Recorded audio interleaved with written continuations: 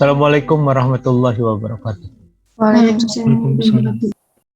Kita sekarang akan mempelajari distribusi peluang diskrit. Selanjutnya adalah distribusi hipergeometrik. Poin penting yang harus teman-teman pegang adalah pertama, bahwa kasus yang akan dapat kita selesaikan dengan distribusi hipergeometrik ini, kita akan memiliki sampel lebih dari satu. Dengan tetap seperti kemarin, kita akan klasifikasikan kepada dua kemungkinan hasil. Dua kemungkinan hasil ini harusnya masih tetap diingat, yaitu ada misalnya merah, bukan merah, laki-laki atau perempuan, dan seterusnya. Poin kedua, bahwa nilai peluang kejadian atau pemilihan sampel itu sulit ditentukan. Jadi ini akan bergantung kepada proses yang terjadi ataupun teman-teman lakukan, seperti yang dulu pernah kita pelajari ketika kita mencacah ruang sampel, yaitu ada beberapa kemungkinan kalau dengan pengembalian rumus titik sampel di ruang sampel itu N pangkat K, kalau tanpa pengembalian namun urutan diperhatikan itu dengan rumus N permutasi K, dan kalau tanpa pengembalian tetapi urutan tidak diperhatikan, kita pakai kombinasi. Nah, terkait dengan hal itu, sekarang kita akan mempergunakan kombinasi di sini. Teman-teman juga harus dipahami bahwa peluang itu akan ditentukan mengenai jumlah cara atau kemungkinan pemilihan yang dapat terjadi atau dapat dilakukan. Jadi teman-teman ingat juga bahwa bentuk PMF dari hipergeometrik ini adalah P, yaitu peluang, X ini adalah variabel acaknya dengan parameter N ini adalah jumlah seluruh kemungkinan yang ada di sumber pengambilan sampel, N adalah jumlah sampel yang kita ambil, K ini adalah jumlah unit yang memiliki kriteria tertentu di dalam sumber pengambilan sampel yang kita miliki.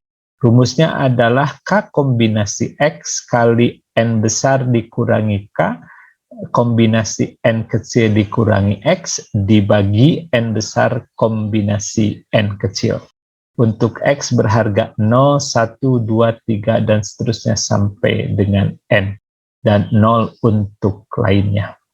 Teman-teman, kalau kita perhatikan atau kalau teman-teman mau menghitung nanti, kalau kita ingin melihat apa sebenarnya rata-rata dari variabel acak yang mengikuti distribusi hipergeometrik ini adalah rumusnya N kecil kali K dibagi N besar.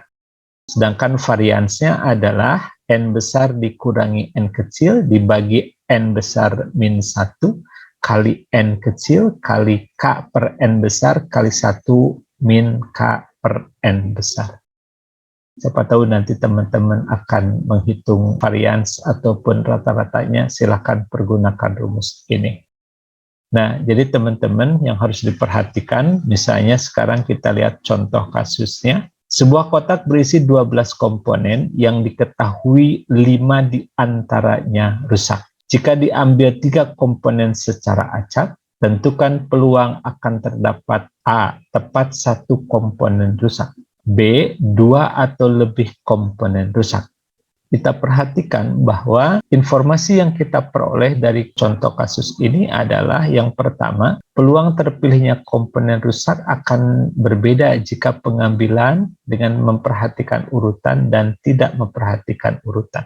Teman-teman akan mengambil 3 buah komponen. Kalau diambil satu per satu dan dengan pengembalian, jadi untuk pengembalian komponen ke berapapun, ya baik 1, 2, 3 itu akan tetap berharga atau peluangnya akan sama, yaitu 5 per 12, karena kita tahu 5 diantaranya rusak dari 12 komponen yang ada.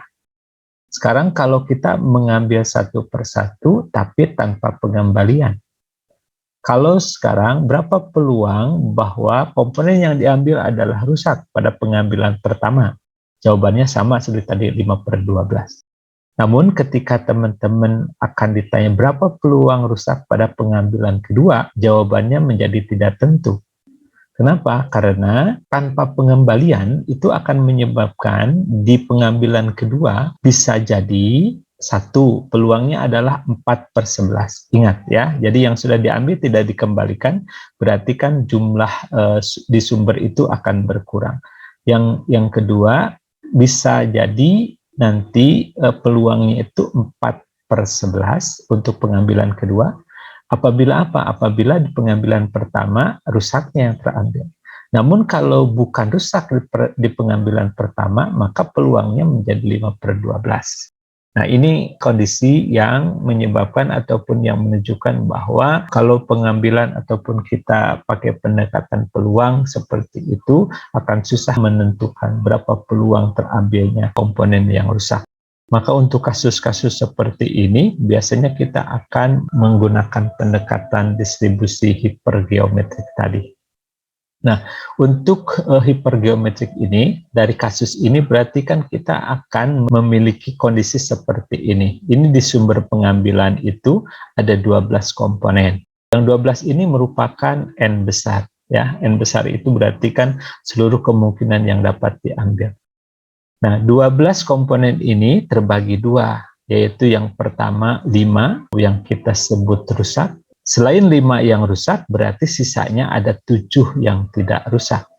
Kalau fokus kita kepada yang rusak, maka yang 5 ini akan kita simbolkan sebagai K di rumus hipergeometrik tadi. Nah, dari sumber pengambilan ini, kita akan mengambil sampel sebanyak berapa? Sebanyak 3. Ya, ini adalah N kecil, ataupun jumlah sampel yang kita ambil. Dari 3 ini berarti kita kalau nomor 1 ini kita ingin melihat 1 komponen yang rusak, berarti di sini yang rusaknya 1. Kalau dari 3 ini rusak 1, berarti yang tidak rusaknya ada 2.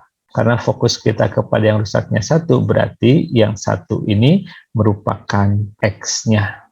Nah, jadi kita sudah punya notasi 4, ada N besar, ada N kecil, ada K, ada X, seperti yang tadi sudah dinotasikan di distribusi hipergeometrik. Berdasarkan ini, mari kita lihat bahwa untuk hal ini atau kasus yang ini dapat kita selesaikan dengan menggunakan distribusi hipergeometrik, karena kita akan mendapatkan kemungkinan ya, kemungkinan pengambilan komponen atau pemilihan komponen yang ada di sumber pengambilan ini. Nah, dengan rumus ini nanti kita akan selesaikan, berarti kita akan menggunakan distribusi hipergeometrik ini, Px N besar N kecil K sama dengan K kombinasi X kali N besar dikurangi K kombinasi N kecil dikurangi X per N besar kombinasi N. Dengan nilai-nilai tadi, nah kita akan jawab nomor A ini, berarti X-nya adalah 1, kemudian N besarnya adalah 12, N kecilnya 3, dan X-nya 1. Jadi K-nya di sini ada 5. Ya.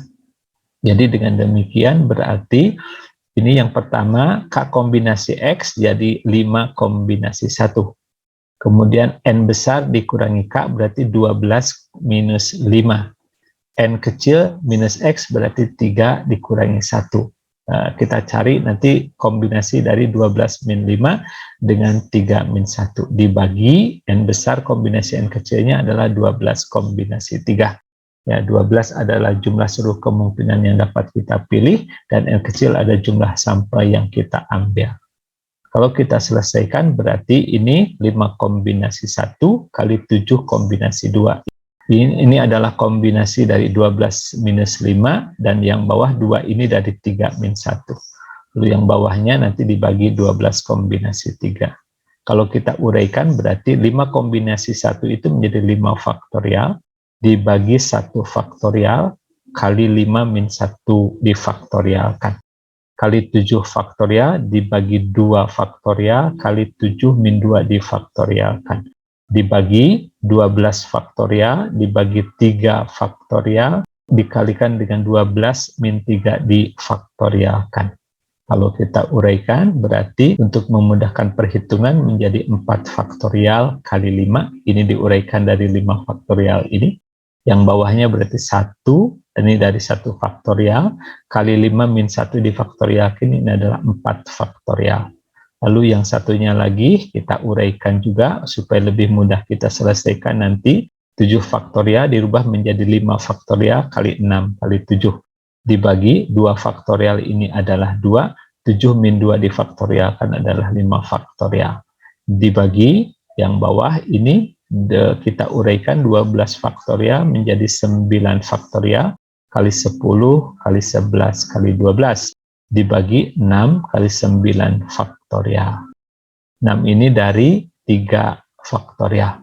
Ya, kemudian kalau kita selesaikan akan menjadi 4 faktorialnya kita coret atas dan bawah, jadi hasilnya akhirnya menjadi 5 dibagi 1. Kemudian ini 5 faktorialnya kita coret juga menjadi 6 kali 7 per 2. Yang bawah 9 faktorialnya kita coret menjadi 10 kali 11 kali 12 dibagi 6. Berarti ini 5 per 1 adalah 5. 6 kali 7, 42 dibagi 2. Kemudian yang bawah ini adalah 6 sama 12-nya kita sederhanakan. Jadi yang bawah menjadi 1, yang atasnya menjadi 2. Kemudian kita selesaikan. Berarti ini 5 kali 42 per 2 adalah 21. Lalu yang bawahnya adalah 10 kali 11, berarti 110 kali 2 menjadi 220. Lalu kalau kita selesaikan, berarti peluang akan terdapat 1 komponen rusak tadi, dari pengambilan dari 12 komponen dari kotak itu, hasil akhirnya adalah 21 per 44.